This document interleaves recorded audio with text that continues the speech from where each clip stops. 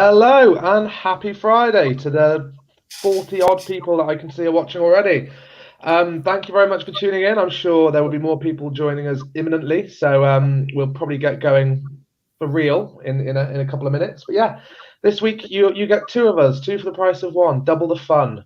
I'm joined by the one and only Myko Cleland as we are talking this week about a bumper new crop of Scottish records. It's a very, very exciting time to be a Find My Past subscriber, or in fact, just a family historian in general if you have Scottish ancestors. We got some very exciting news to talk about today. I'm sure many of you have probably seen it already. But if you haven't, I hope you're in for a very pleasant surprise. Yeah, millions and millions and millions of new records. I can see we're up to a few people watching already. So hello to everybody who's tuning in. It's a miserable, wet, rainy day in Twickenham today. I think it's going to be like that all weekend. So probably a very good weekend to get stuck into millions of new Scottish records. I can see Beth. Hello, Beth. Hello, Elaine. Hello, Roxanne. Hello, Sally. Lots of people saying it's pretty miserable where they are now, except for Andrew, where it's drying up in Lancashire. Hello, Georgia. Hello, Ros. Hello, Rosemary. The list keeps on going on. But given that we've got so much given that we have so much to talk about, I think we might as well get stuck in. So yeah, Myko, thanks very much for joining me. What is the big news? I will let you do the grand reveal. Why are we so excited today? Where do we even begin? It's been such a wild ride these past few days, and I don't think I've been to bed yet. I think after what amazing event we had last night, which some of you I think were there at, where we revealed what we've been working on for what could be, I think, up to about 2 years of effort.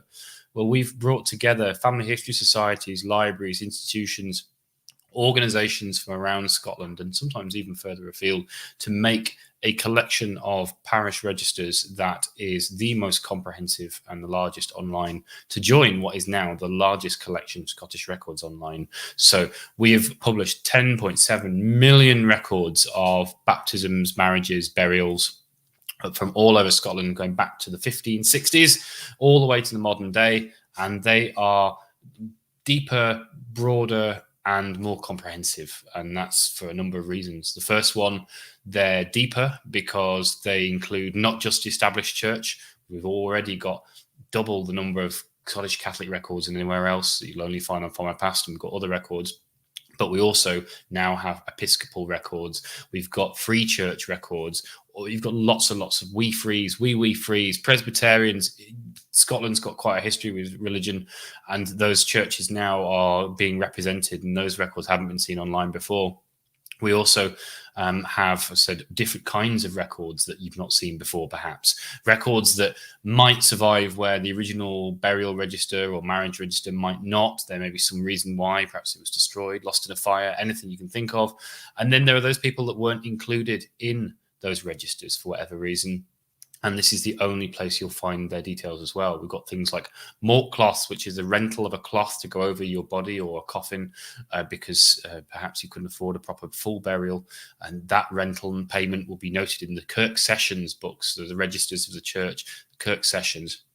And those payments, we've noted the name, the date, those are included. We also have ringings of the burial bell, which are when someone's too poor even to afford to rent a mort cloth, their family might pay a couple of pence just to have the church bell rung in their honour. And so we've got noting of that payment and that date as well to see if perhaps you haven't got a burial record, you might still find this information. Also irregular marriages, so lots and lots of people who just decided they were married, got a couple of witnesses together and said we're married now, like Robert Burns, the famous Robert Burns, who didn't have an official marriage. Same thing happened with him.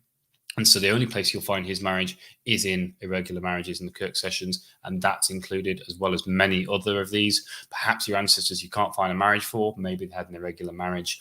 Adherence to the established church, of which we have the entire collection of records of the established church. So that's great to look at.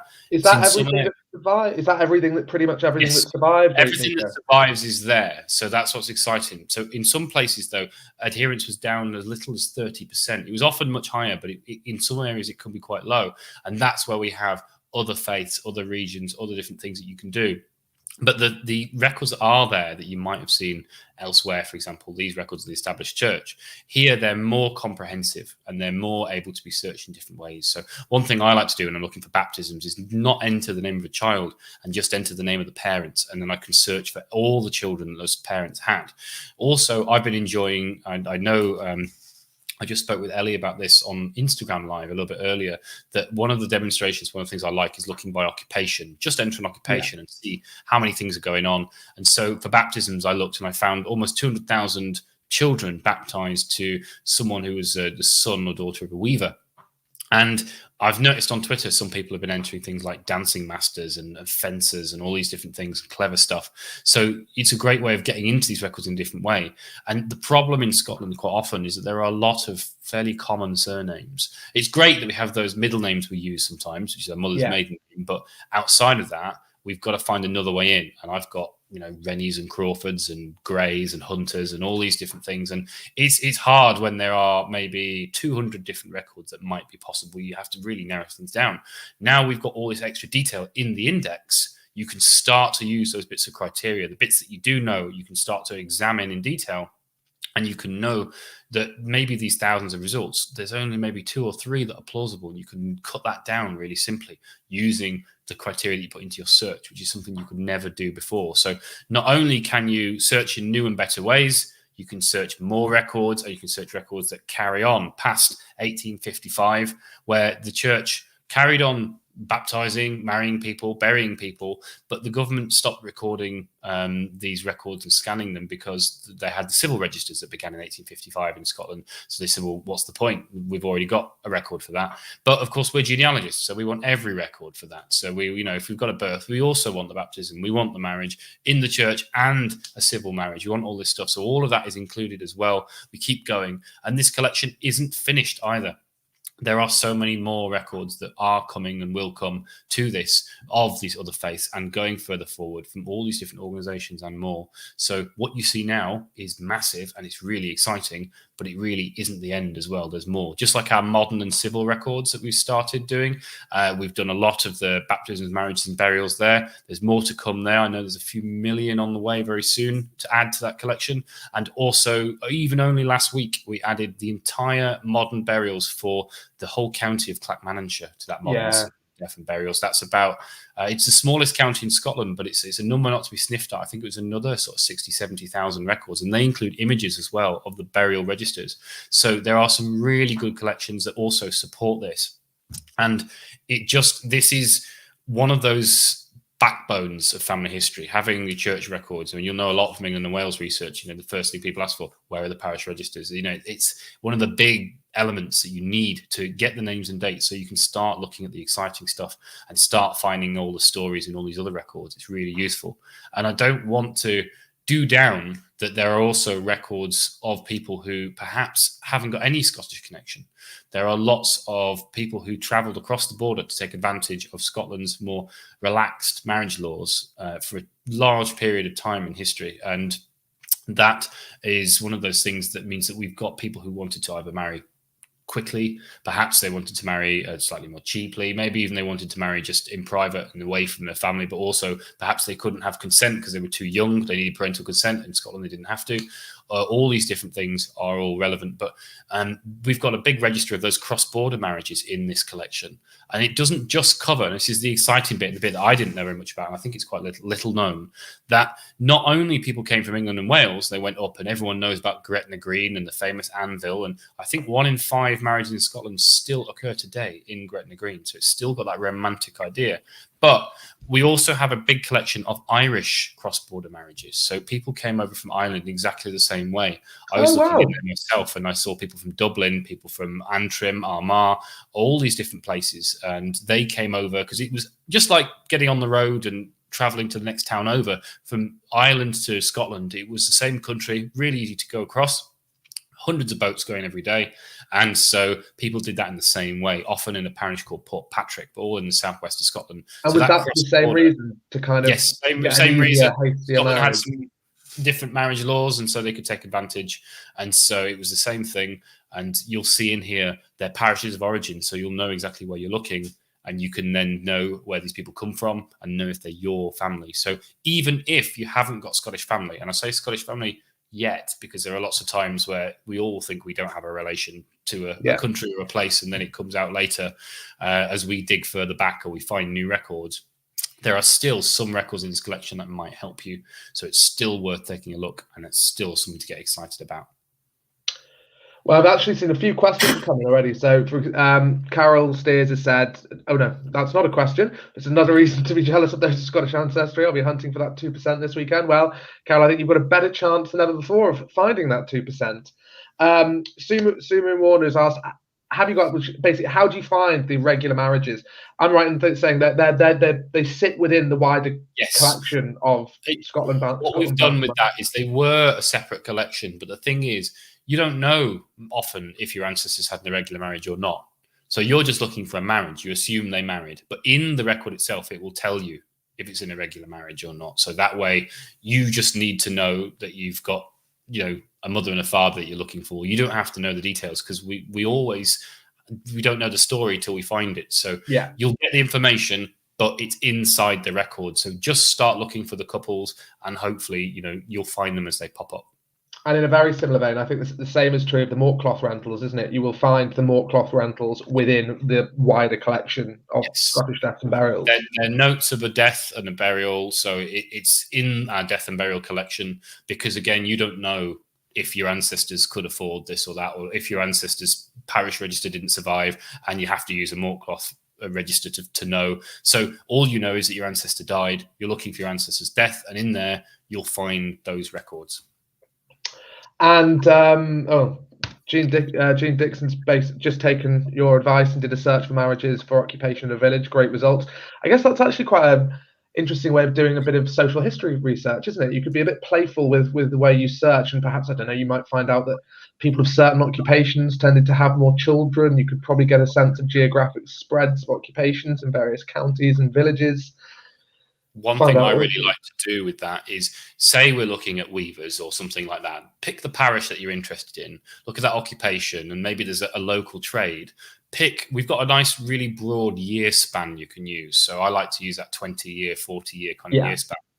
And then try making the same search at these different intervals and look at the number of, say, children are being born to weavers. And you might find suddenly it explodes, there's loads, and then there's almost none. And maybe that might give you an idea about the state of the industry, the fact that people may have moved away, something like that. And that can give you a bit more context as well. If your family are a particular occupation, maybe they've left because everyone else has left. And you could maybe get a bit of a feel, and it will give you another understanding. So this is useful not just to find your ancestors, but to understand more about what Scotland is like at the time. And that's what's so good about this really detailed indexing. It also contains in there the reference, so that you can look at the original image as well. You can get hold of that very easily too, which is, of course, what we're all looking for. So it means you've got this way in to get these great records as well that you never had before. And actually, on the subject of questions that people have been sending in, I've just realised I've completely forgotten to ask this week's question of the week. Myko alluded to the fact that we had a very, very exciting launch event last night. Thank you to everybody who attended. I think I do see some names in the comments, people who were there last night. But yeah, we were it was a great success. It was a great way to celebrate the launch of this collection, the culmination of so much hard work over so many years by so many different people.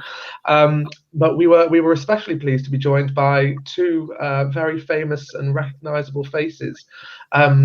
The one and only, I think, one of my favourite actors of all time, Brian Cox. I mean, I was going to list some of the films you might recognise him for, but the list is pretty much endless.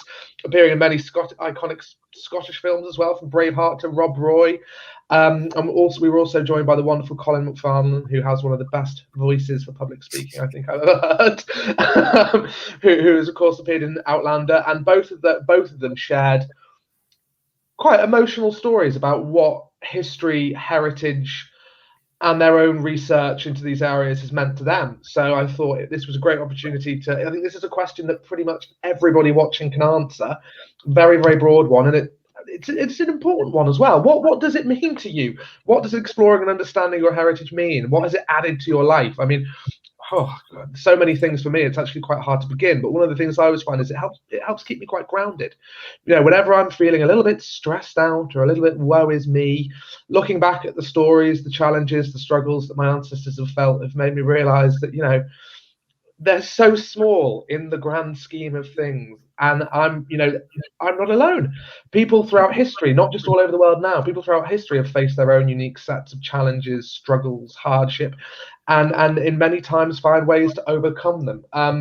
So yeah, to everybody who's watching, it would be lovely. I think this is quite a personal, it could be quite an emotional one, but pop your answers in the comments, just beginning with QOTW. QOTW, so we can easily spot them, and we'd love to read some of those out. So while we're giving people the opportunity to have a little think and share some of their answers in the comments, I think we've already touched on it, but it's a bold claim, but it's one we can certainly make now.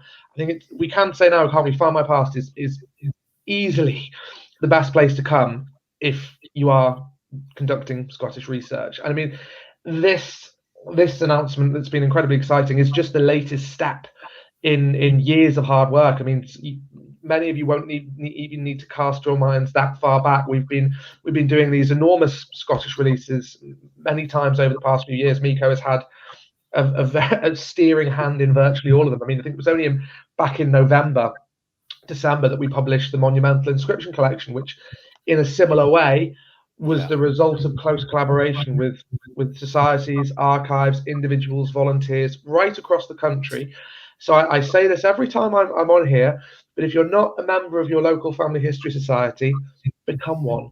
If you're a passionate family historian, if you care about the practice, the family history world, the opportunities other people have to discover their ancestors, projects like this are the best possible proof of the benefits that millions of people all over the world gain from the hard work that these passionate, pretty much always volunteers put in. I mean, one of the lines that you were saying in your talk last night, Myko, which I love, is the people who put this work in will never see the millions of people, not just in Scotland, not just in the UK, but all over the world, who will benefit from this. Millions of people for years and years and years going forward will be, many of them, the descendants of people who left the British Isles centuries upon centuries ago will benefit from this. And given that you were so closely involved, Myko, I wondered if you had anything to say about how you what was involved in bringing all these different organizations together, how it worked, and how people will benefit from it. Well, I don't think we've covered yet in this talk just how many organisations are involved. And when we did the Monumental Inscriptions collection, that was around about 12 family history societies, and that was a big collaboration. This one, I think, is 9. But all of these family history societies across Scotland, we're really proud to work with and be their partner. And it's really important because they know the areas, the names, the dates. They know a lot about things. If you look at a transcription, perhaps you might not be able to read the name exactly, but if you know that family and there's still members of that family still around the village, then you know which name that is. You've got that little bit of extra help. You can really, really be the expert. And these family historians, there's a network of, I want to say thousands, I'm not sure, definitely hundreds of family historians around Scotland that have all contributed in some way to this. And that means that although it's taken around about, I would say, 2 years to make this collection and bring it to you on the side of scanning and transcribing and all the things that we did, it's probably been decades in the making of all of these volunteers transcribing records and making them better, making them available to be looked at in this way, in this comprehensive way. So there are so many societies, and I don't want to name them because I know I'll miss one out and it won't be intentional. But all of these societies are really, really useful to help you out with your family history knowledge. They've got so much of it. They know the local records. They know everything. So we're happy to work with them. We've got more records and collections on the way from them. We haven't stopped with these parish records. There's more to add to this collection and more to add in general in Scotland. We're already looking at our next national release. And it's just really exciting that we can work with all these different organizations and that they've entrusted us with their records and to care because they mean a lot. They work really hard on records. They're important, and they're important not just to those people, they're important to people, like you say, people around the world. And it's a wonderful thing that they trust us to bring them to the world, and we do that in such a I think I think it's a great way that everyone gets this chance. You might be sat in, as we've seen when people introduce themselves, Australia, Canada, Utah, everywhere else you can think of, and they can look at records from thousands of miles away, especially now. I sit and look at Sicilian records on the internet because I can't get to the local archive because I haven't been able to fly for some years now. And now I can look at them online at home. And the same here, wherever you are, you can look at these Scottish records at home. You might even just be a church away, and you might be able to even see where your ancestors have lived and died. But still, you can find the names and dates while you're at home. This family history thing goes on all the time, to the point where it might be 2 or 3 in the morning and you're still researching. And I do that far too often to admit. But the fact now we can do that without having to worry about some archivist tapping on the shoulder and saying, it's time to go home now. We've got to close the doors, everything like that. Now you can do this whenever. You can be that family historian in the family, as we all are, that has all the stories, because we've now got new ways into the stories. And it just adds to this collection of other records, and we've got so many of those that can then tell this bigger story. And that also comes from all these different organizations, family history societies, libraries, archives. It's a big patchwork of all these people that have come together, and it's kind of really exciting in my job to go and meet all these people that are so passionate about what they do and what they've done, and know that we can help them and they can help us, and we both can help everyone who's got Scottish heritage in the same way. That's just the most inspiring way to get out of bed. And it's always very difficult for me to get out of bed. So especially this week after the lack of sleep. It's been a week that I've been fueled by that inspiration. And I'm just so grateful to all of them, every single volunteer that I talk to, everyone else. And I've been sending thank you emails to all these people and saying, that whole evening that we did, Brian Cox talked about his family history, and Colin McFarlane talked about why stories matter to him and why family story is important. And I know that we have a video of that presentation. Yeah. I don't know if Ellie can share that, because we've separated that. So if you weren't at that event, you could still watch this story. And I really recommend you do, because it's really inspirational. And these are the stories that are inside these records. When you look at a name, perhaps next time you find a name that isn't in your family, you're looking through and you go, that's not the one. And we always just discard it and move on to the next one, as we do, because it's not our ancestor, but it's someone's ancestor or relative, and they have a story. And if we decided to put the time in, we'd learn their story too. And so this is not just 10.7 million records, it's 10.7 million stories. And that's the story of Scotland almost, isn't it, really? It is. People in Scotland not only sort of made Scotland, these people who aren't the lords and ladies, they are the people who worked, the people who did things, the people who invented things, the people who had the stories that are the ground, the bedrock of Scotland. But also you have the people who left Scotland, who came from Scotland, that I guess wanted to make the world a little bit more like the home they left. And there are so many inspirational figures that have made the modern world that have come from Scotland. Poland is one of the largest destinations for Scottish migration in the 1600s. And one of the most notable mayors of Warsaw, one of the longest serving mayors of Warsaw, and the man who sort of arranged the whole place. If you've ever been to Warsaw in Poland, I haven't, but I know of this story. Alexander Chalmers was from just outside of Aberdeen.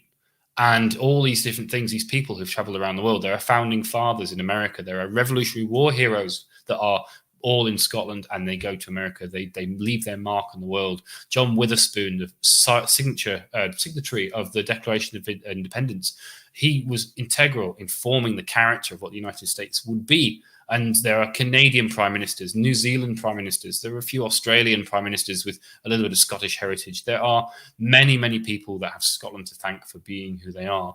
And whether it's the Scottish attitude, that ingenuity, the Scottish Enlightenment, the ideas that come with it, or maybe it's in the blood, I don't know.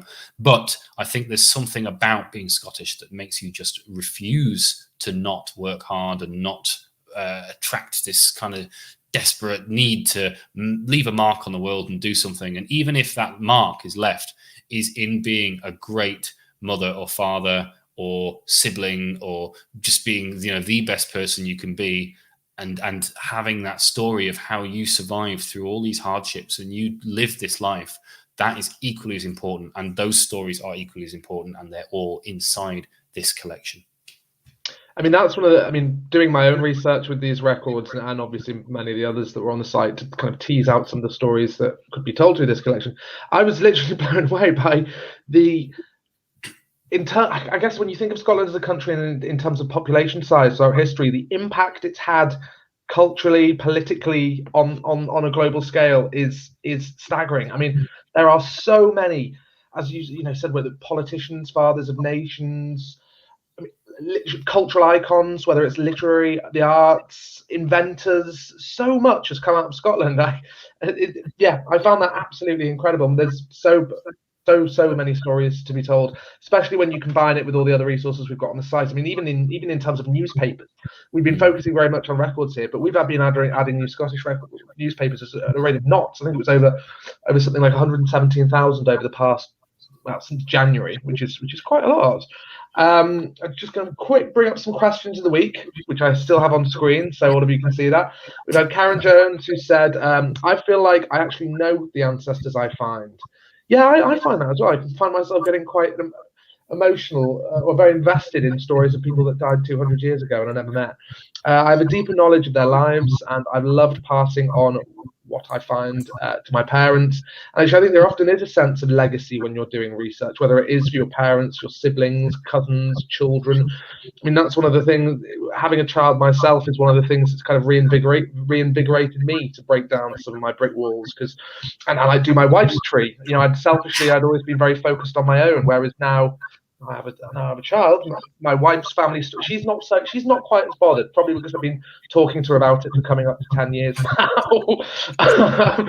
But all these stories I'm finding on her side will be his stories, and when he's old enough to understand them, I'm hoping he's going to be a bit more like me and be equally as fascinated. And yeah, it allows me to get very excited about them. So that is a great answer. Thank you very much for that. Karen DeBurn said, taught me a lot of history and geography. I guess that's an excellent byproduct of doing this research, isn't it? Context is so important. When you're discovering the identities of these people and unraveling their stories, you can't really understand them unless you learn about the wider context. What was going on? What was the world like in which they lived? And you know, that doing family trees, not only for my own family but for many other people, has allowed me to explore aspects of history that I probably never would have otherwise.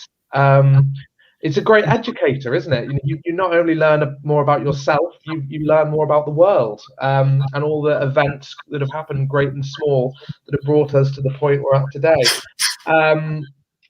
Sylvia Valentine's mentioning smallpox records. I think we're probably going to have to touch on those at some point. I love this.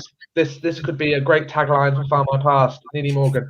In finding your family history, you find yourself. Yeah, I do think that is very true, and we're great believers in that at Find My Past. I think, you know, we genuinely do believe that it not only can transform your understanding of the past, it can transform your understanding of the present and reframe how you view your life, the connections you have with others, the way you conduct yourself, the choices you make going forward. I think it's genuinely good for the soul. We'll have a look at a couple of more. Thank you so much to everybody who's been sending these in. Karen Alcott gives me a lot of respect for my ancestors. Yeah, completely agree with that. We were talking about understanding the struggles and the things they overcame just earlier, but I think it can help you contextualize how, or kind of get a better appreciation of how fortunate we are to live in the world we do today. I mean, you know, we all read the news, we all read the papers. Bad news sells. You know, it'd be hard to not read the press and think, oh, well, things have never been worse than they have before. Doing family history research can quickly help you reevaluate that. I mean, simply looking at our crime records, learning how 12-year-olds were hanged for stealing a bag of onions can give you a newfound appreciation of, you know, we're very fortunate to live in the world we do today and have all the, you know, modern medicine, rights, technology, all those things at our disposal. There are some great accounts, and you can read them and not tell anyone where they're from, and they're all about kids today. They've got no respect, they swear at you, they do everything else, and you find that they're actually from ancient Greece or Tudor England or anything like that. Everything is exactly the same Genetically, you are the same as your ancestors back to, around about 100,000 years ago. There's no differentiation apart from the fact that you've got different hairstyle and are wearing different clothes. And that is something to think about when you look at any struggle that your ancestor went through. You can say, well, I could have been in that same position. I could be standing there and no one would know any different. I am the same as them. Yeah, I do think that's right. There's nothing new under the sun. History repeats itself, doesn't it? And I was reading about there's a fantastic book. There was a TV documentary as well. I mean, this isn't about Scotland, it's about England, called The Seven Sins of England. And it's basically talking about various negative stereotypes about the English character and things like that. And things that are framed in a very modern way, like people drink too much, society's too violent. And then you read these historical accounts from 800-900 years ago, and you realize things have actually always been pretty similar. I mean, that's one thing I found when doing crime research. We often talk about how violent our cities are, and how society might be falling apart. But you read accounts of what street violence was like during the Victorian era, and I'd much rather walk down a dimly lit alleyway tonight than I would do in the 1880s. Yeah, important to remember that there's nothing new. Things repeat. We've so many comments coming through on this. Beth Whitney has said, love finding newspaper articles and court records, give nuggets of information that might not be found anywhere else. I particularly love newspapers. One of my favorite things to do is read first-hand accounts. There are so many. If you haven't done it before, search for letters. Letters to the editors are perfect. They're a great way of capturing the kind of zeitgeist of the day, people's concerns, what they were worried about, what they were angry about. And again, you'll find some striking similarities to attitudes and opinions today. Yeah, that would be one of, if you haven't done that before, do try searching for letters. Just put letter, whatever subject in the newspaper search. You'll be amazed what you'll find. And we'll do another one from Matthew Donovan, who said, heritage gives me a better understanding of who I am and what people went through to make me who I am. I always think characteristic and personalities pass down through the generations. My ancestors make me both who I am in the physical sense. If they didn't exist, I wouldn't be writing this. And mentally, yeah, I totally agree with that. I think we're all a product. It's a combination of nature and nurture. We are the product of our ancestors. All these stories that we're discovering have resulted in us being here. And then, of course, the environment we grow up in, which is often determined by the choices and experiences our ancestors had, all help to form the character we have today. We'll definitely come back to some more questions. Thank you. I can see they're coming in thick and fast. But I was just wondering, Myko, actually, do you think it's fair to say that, I mean, both of us have been working in this industry for quite a long time, and I think you even longer than I have. And it feels to me that at least 3 or 4 years ago, Scottish research, well, I think it's true for all research, but Scottish research felt a lot more difficult than it is today. It felt that Scotland wasn't quite as well represented in what was available online in comparison to England, for example. Do you think that's true? I think with every different country that you research, and this is important if you're tuning in from somewhere in the new world, you've got to apply a whole host of new record knowledge tips. So Scottish research is different from English and Welsh. The Channel Islands is different from Scottish and English and Welsh, which I remember doing some work in Jersey. And there's Irish research, which is very different again. Northern Irish research is slightly different from Irish research, and it carries on and goes on in different directions. So not only are there different records that people might not know to look for because they're more used to perhaps a different nation's records, but also I think that there's a blessing and a curse in that having an easy access to government records in forms of birth, marriage, and death, which you can get hold of online for instant use. It's helpful, but there's so much more that can tell the story, and there's so much more that can fill in the gaps. And that has been kind of ignored because of the fact that there's this other resource. And that's where you can tell the story, and that's where you can really, really build out a family tree. So we've gone at those records and tried to round things off, find things that people might not know about, find things that are in these archives and libraries, particularly because Scotland has so many people who've left and gone to other countries and places. They're obviously more than ever keen to find their heritage, and they shouldn't ever be held back from that for being further away, because their ancestors, I guess, were braver than ours and decided to go further and do things. So yeah, we're the ones that stayed put.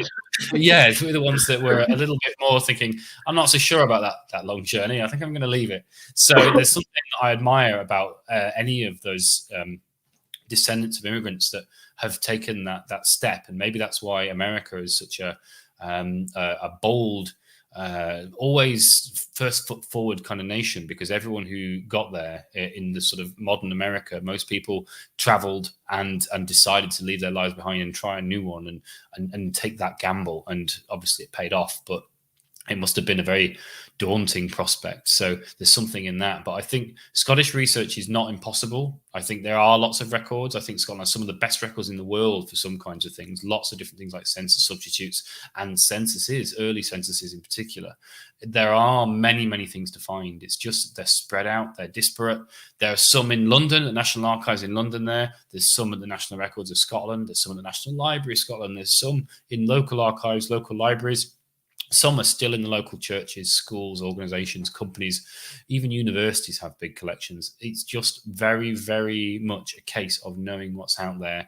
I think there are over 4,500 private archives in Scotland as well. And those are archives that you really, there are plenty in England as well, but I've only looked at the Scottish ones, but you have no real way to get hold of those records unless someone has decided to allow you access, and they can have great amounts of detail.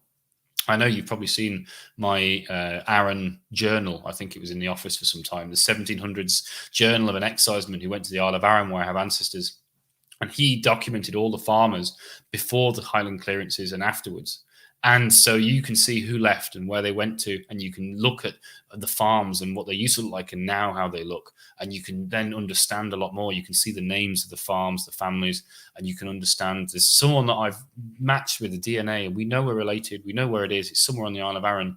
And we can see the farm that my family run, his family used to run before the clearances, before the changeover. Oh, wow. So there's something there must have been a connection, not sure.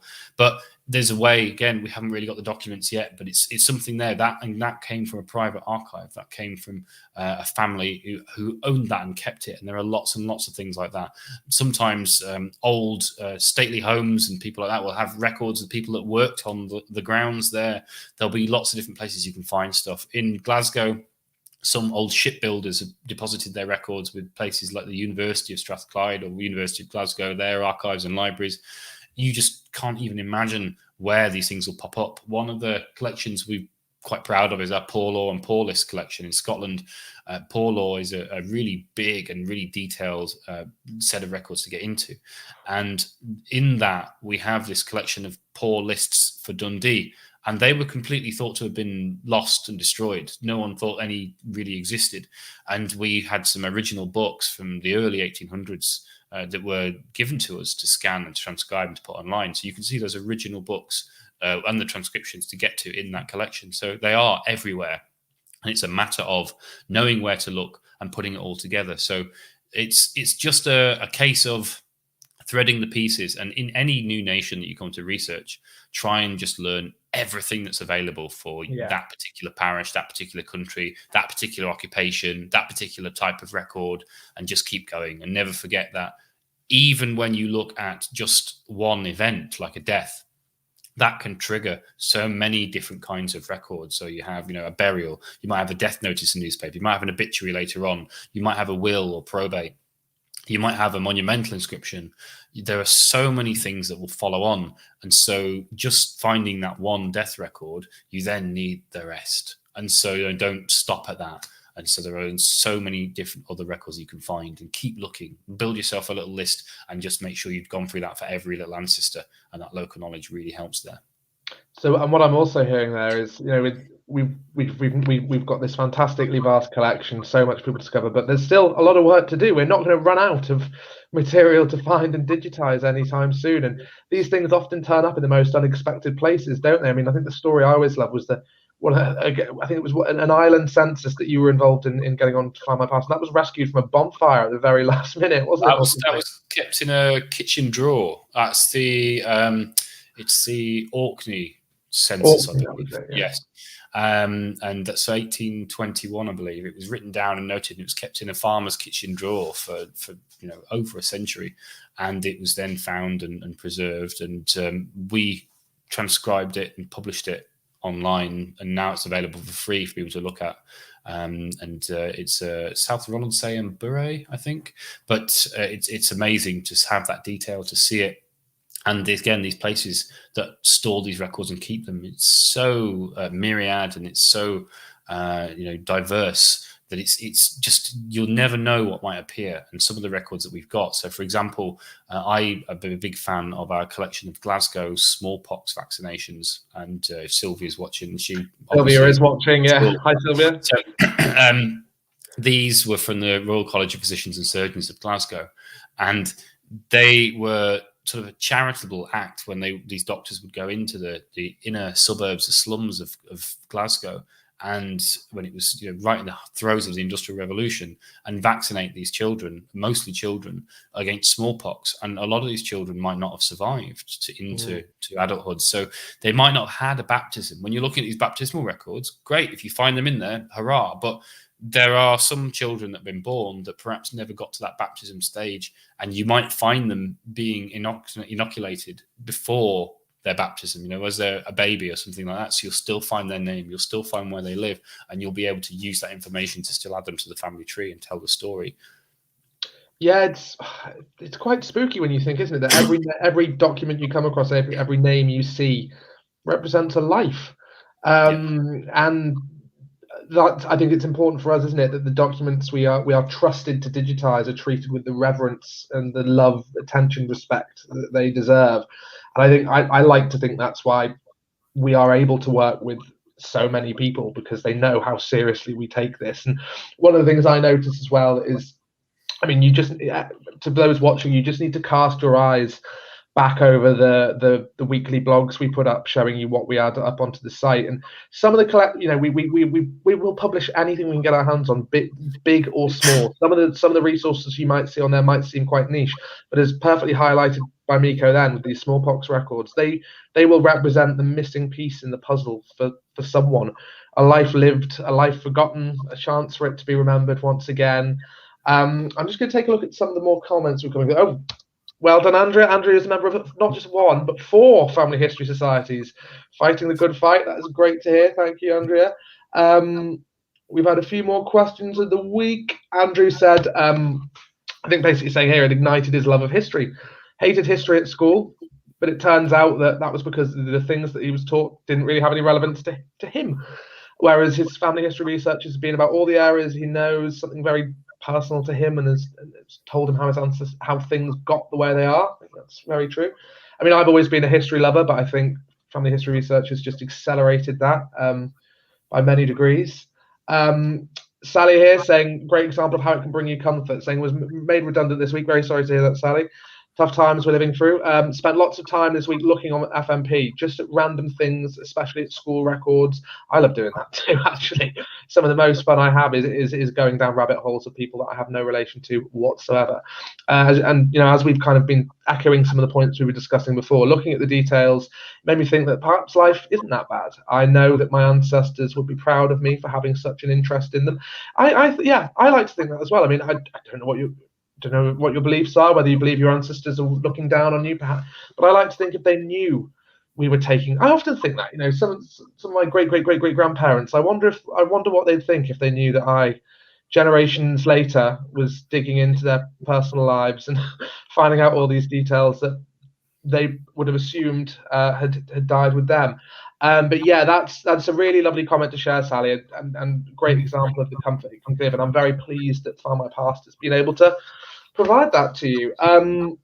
This is a good. I'll have to do a little walk around my office and my family photos that are around as well, for that same way that I can have people looking down on me and things. Although I guess in the case of a lot of my relatives, they're probably looking up. Yes. Yeah, you've got some great ones, Myko. We could do a whole other special on that, couldn't we? Well, I mean, I'm proud to be in the company of probably most of my relatives. As every time we do a Found One Past Friday, one of them will always appear. So I think the fact that we're here together, maybe it's your time, maybe there's someone else who'll be related to you or something will appear. But hopefully, maybe next time, what's the next one in only a couple of weeks or so?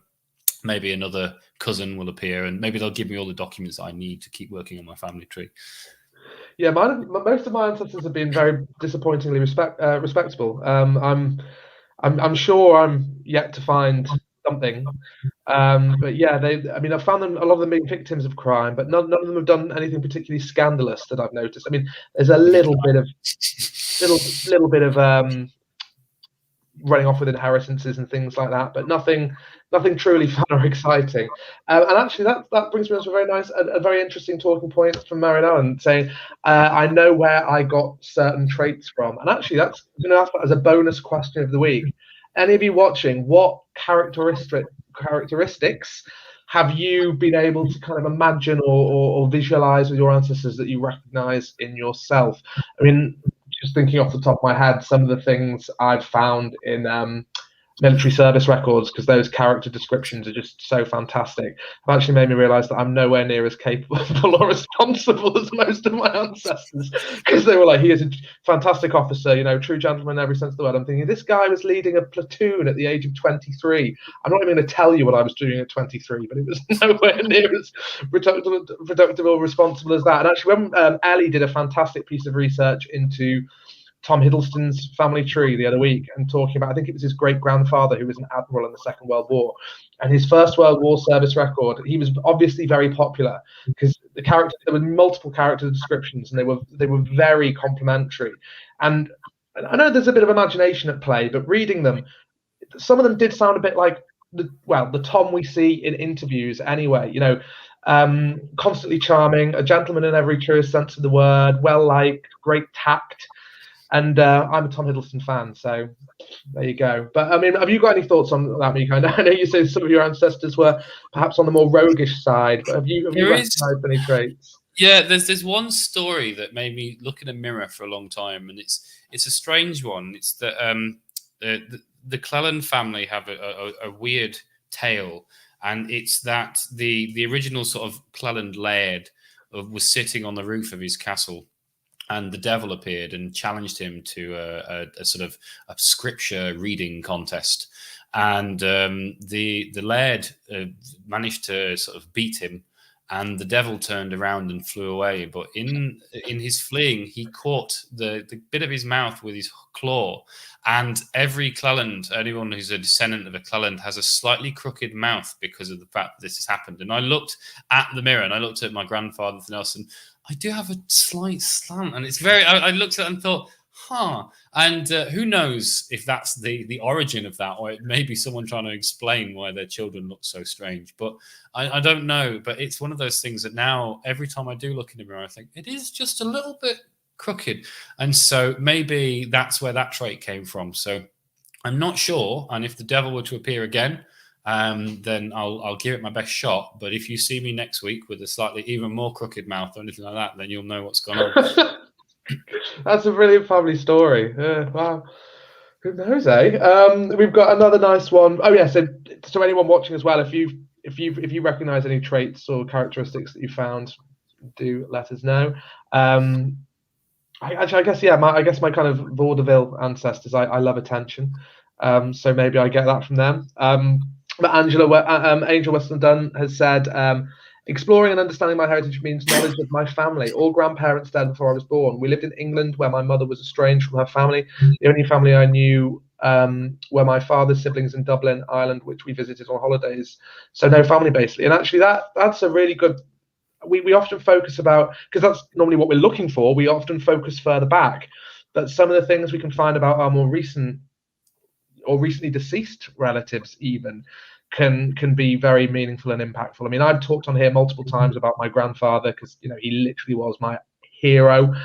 He died in about 2015, and I realized when he died that I didn't really know anything about his life before the war. We were very proud of the role he played, but in my mind, his life began in 1942.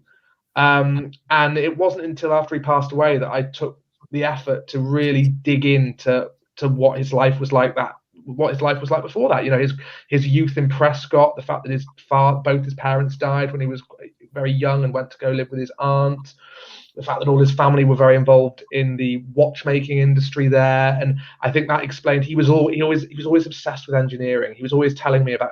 He was a tinkerer as well, loved his tools, and it helped.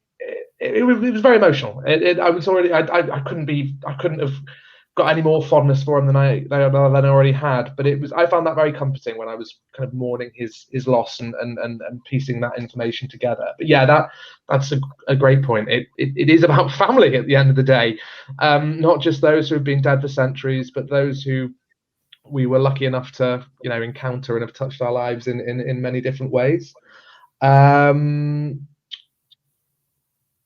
Actually, let's have another look. This is a good question, actually, because this is related to the release we've been talking about this week. Sally said, who actually does all this transcribing? Obviously, it's a big old job, and there must be hours and hours and hours of work involved. I think you're very well placed to answer that, Myko. It varies. I mean, a lot of our transcriptions come from family history societies, and so we publish them. So that means that the Family History Society can use Find My Past to get these records out to the world. And that's, again, because they know the names and the places, the dates, everything. They are really accurate compared to perhaps any other way of getting hold of these transcriptions. And so that's a great asset and a great strength. And it's great that we can work together rather than making another copy of a transcription and competing with these societies. It's better to work with them and work together. So we're really happy with that. And there are other places as well. Sometimes, I've got some volunteers that are probably watching now, and I've met through Find My Past events and things like that, and people who want to get involved and help. And they do a wonderful job as well, just bringing some records in, finding interesting names and stories and dates and building these collections. Sometimes I've been known to sit in an evening and watch a movie and sit and transcribe as well, because it's easier to. I just can't let a story go. There's a record set, the Darien Scheme Investors, which is a Scottish record set. And I did that one weekend because I was so obsessed with the story. When I found the records, I had to do it. And so it's one of those things that these records come from all kinds of different places. Sometimes individuals who's a passion project, they've made something. Sometimes it's an archive or a library, and we'll do the transcribing, and we'll use our transcription teams. And so there are lots of different places that it comes from, and all of it comes together just in that one place. So for you, all that matters is typing the names in and getting there. But there are hundreds and thousands of different people who are working on these projects and bringing it all together. And if anybody watching would like to, register an interest or get in touch about potentially getting involved, is there an easy way they could do that, Myko? Would it be a case of getting in touch with our support team? If you send a message to the Find My Past page, then I'm sure we'll take a look and hopefully get back to you. It can be quite fun. I know that there's a certain kind of person that I am, that I just love a neat, clean spreadsheet. I like it when it's finished. There's some satisfaction I get from that. And there's even more satisfaction when you see a record collection that you help work on are published and people finding things and stuff. So it's really exciting. So definitely, I think the finding things could be great fun, couldn't it? Because you're often seeing them for the first time since they were noted down. There's a certain record set we're working on at the moment, which I will not mention, but the team working on that are literally finding so much fascinating, ridiculously interesting, weird, wacky, wonderful things. We'll be sharing more info on that in due time. You'll have to wait a little while though. We've had a few good answers to people saying what traits they've recognised. Sue Adams has said, "My feet are just like a World War ancestor who was just discharged because he couldn't wear army boots." Jane Richards said, "Surprised to see how much I look like my father's cousin, almost twins." Yeah, it's funny how that can go down the trees, can't it? Like, I don't look particularly like either of my male grandparents, but my great-great-grandfather's brother, Cecil, there's definitely a resemblance there. So it obviously came from his brother rather than my great-great-grandfather himself. Yeah, funny how that works. Beth Whitney said, "My eldest daughter, my mum, and my great-grandmother have the same facial profile." Let's have a look at one more. Oh yeah, and Claire Dewey Brown saying, "I like records that mention their hair color, height, eye color, and a photo is a bonus. Yeah, that's physical descriptions are so important, especially because finding photos can often be quite difficult, and most of the ancestors we're researching, because of the time frames we're looking at, we only have our imagination to work with. So if you are able to find those things, just like Judy Teague said, my wavy hair, I obviously found that in a physical description of one of our ancestors, my love of sports and family history, my need to keep things organized, and my strong passions that sometimes come out as a bad temper. I don't believe that for a second, Judy. But yeah, we've got about 5 minutes to go. So before we wrap everything up, obviously there's been so much to talk about. I just wanted to, reflecting back on all the hard work you've been putting in over the, well, not just weeks, past couple of months. Any other points we haven't touched on that you'd like to discuss? I think there are lots and lots of things we could talk about with such an excited and exciting audience that we always get on a Friday. There are no telling what directions that Fridays can go in, where they can go, what happens. I know we started talking about Scottish records in this release. We've talked about heritage and what our own genetic traits and things like that mean. But we could be anywhere this time next week, and we could be talking about castles we visited or our favorite oil painting, and all of these things come together. And that's why it's so much fun to be involved in these Fridays, because you can never know what's going to happen in a good way. And it's always a nice chat, and it's great that people take their time to be part of that, and everyone here is making that a part of something that is worth tuning into and worth joining. So it's really exciting always to be in front of the camera, but I think even behind the camera, I've tuned in to some of yours, Alex and Jen's and others, and it's just nice to be part of that little group, that little happy family that we're making of family historians, because we are the only family historian in the family usually. And now we've made our own little family where we can all talk about our families until everyone else is tired of it. I couldn't have said it better. So I guess thank you, everybody. We obviously, for us, this isn't just a job; it genuinely is a passion. But the reason I enjoy seeing these so much and speaking to all of you is because you show the impact of what we do. This week has been rather hectic. It's been very exciting. But seeing what everybody's saying in the comments and the enjoyment you get from these records really does make it all worthwhile. It's why we do it. So thank you so much. I believe you've got in a broadcast you'll be doing in the not too distant future, Myko, you'll be delving into taking a deeper look at some of the stories that have been pulled out of these records, won't you? Yes, I think that's next week. I think so. If you want to learn more about these Scottish records, I believe it's the middle of next week. We're going to have a full hour-long session on them, what's inside, and we'll answer some questions and things. So I know we got to some of them, but if you really want to go deep into it and dive in, then of course use them now, see what you can find. But next week we'll do a bit of a bigger look at them and maybe look at some examples and try and see what we can discover as well. I did see Anya, you mentioned that you've already found something new and great and exciting in there, and I've seen other people say that too. So looking forward to finding out what you get hold of over the weekend. But definitely next week we'll go much more into it, and we'll really explore them. So look forward to that if you're interested too. I'll be tuning in. That's definitely not. I'm on holiday, but I'll still be tuning in. That's not one to miss. That's on Wednesday. Katie's just asked what day is that. That's on Wednesday.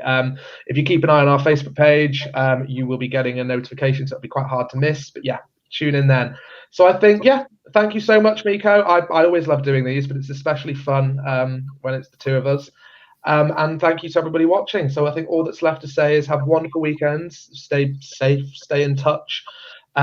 We hope that you make some fantastic discoveries with these new records, and we will see you again in the not too distant future. Goodbye, everybody.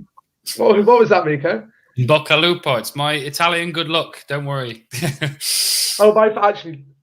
Final point. I know I've just said goodbye, but one of my favorite things I learned last night was Alexander Graham Bell, who is in these records. The way he originally suggested answering the telephone was ahoy hoy. And it was a connection I'd never made, but someone in the comments said that's why Mr. Burns, I don't know if you were Simpsons fans, but Mr. Burns always answers the phone saying ahoy hoy. I didn't know that. I completely Begin, went off. Alex. From now on, every my past Friday that you host and everything, it must begin with a hoi hoi. I think it's your new catchphrase. I have a goodbye, and it's your turn to have a hello.